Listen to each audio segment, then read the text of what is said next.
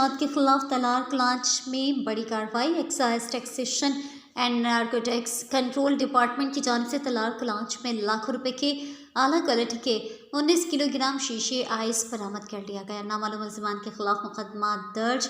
تفصیلات کے مطابق 26 اپریل بروز ہفتہ کی شام پستی کے علاقے تلار کلانچ میں ایکسائز ٹیکسیشن کنٹرول ڈپارٹمنٹ کے ڈائریکٹر جنرل ساؤتھ زون محمد سلمان خان اور ATO گوادر مقبول احمد کی خصوصی ہدایت پر AETO قاضی نصر اللہ کی سربراہی میں دوران گشت تلار کلانچ کے پہاڑیوں کے اوپری حصے میں چھپائے گئے لاکھوں روپے کے اعلیٰ کوالٹی شیشے آئس برآمد کر لیے گئے ہیں۔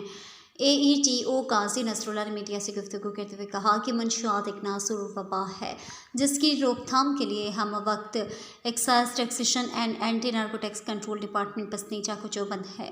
ہمارا عزم ہے سماج کو منشیات سے پاک کرنا۔